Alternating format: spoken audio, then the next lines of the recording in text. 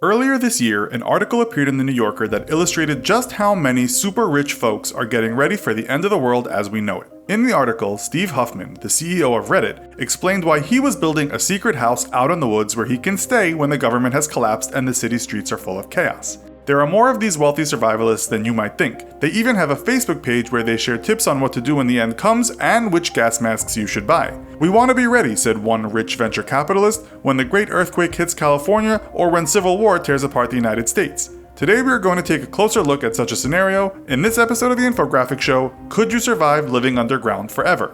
Don't forget to subscribe and click the bell button so that you can be part of our notification squad.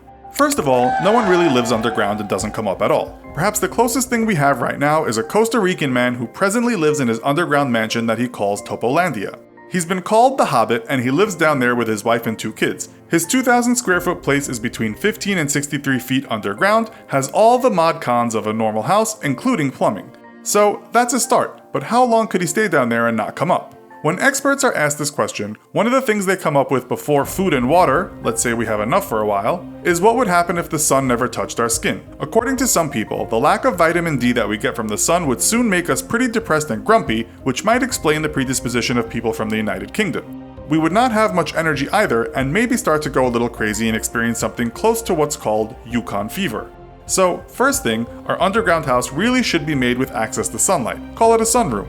Even with a bit of sun, scientists say that if we were to spend a long time underground, we'd end up having much longer sleep cycles. We would also require electricity down there, which would either mean there are people up above still helping us out, or we had an amazing automation system run by advanced robots that we could control from our house. In fact, automated processes above ground would be pivotal in our survival. As farms and factories are presently becoming automated, what's to say that in 50 years from now, above-ground advanced AI couldn't take care of business and even fix itself when things go wrong?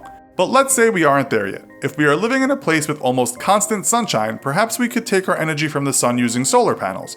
We might also take it from the earth itself, something we call geothermal energy. In all likelihood, if we've had time to prepare for our underground life, it's probable that we could have electricity for a long time to come.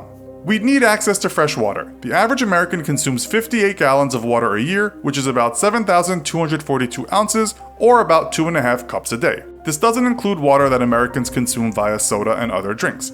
One of the ways we could get fresh water would be to dig until we find a source, and it might help if we have brought with us from the top some kind of water purification kit. We would also have lots and lots of stored emergency water, and we would have a way of collecting rainwater, providing of course that above ground is not a toxic hell. With all this, we should be able to survive. We'd have to be able to collect the water, but also make sure our cave wouldn't flood from water seeping in from above or from another part of our dwelling. Now we need food. We have a huge storage of canned food and other goods that won't perish for a long time, but we are pretty much done if we don't have a farm. If we have a big enough farm, we could even have farm animals down there with us, and let's hope, a la Noah's Ark, we have 2 of everything. A book that was published this year states that on average we eat about 35 tons or 70,000 pounds of food in a lifetime. Our existence will depend on how we farm underground. We'd grow potatoes and vegetables employing the hydroponic method or the aquaponics method, and we'd even have a fish farm. We will need a plumbing system because if you've watched our show on poo and pee, we pretty much fill swimming pools during our lives. And no, it's not a good idea to keep drinking our own pee. According to a doctor speaking to Slate, our urine will become highly concentrated with dangerous waste products, and drinking it can cause symptoms similar to those brought on by total kidney failure. As for our poo, well, we'd use it to fertilize the soil in which we grow vegetables. Sanitation would be one of our main concerns because if we get ill, that could soon spell the end of days for us. Our cave could also get smelly, so that would mean we'd need some kind of ventilation. In Chiang Mai, Thailand, Forbes recently reported a high-end, ultra-secure, ultra-expensive villa project. Each villa comes with a nuclear shelter underground that is equipped with what is called a HEPA air filtration system. We are going to have one of those too. Our main problem would be keeping such a system running while we are underground. Our many plants would also act as air filters. The fact is, we could no doubt survive for a long time underground. But what most experts talking about the matter say is that psychologically we would suffer.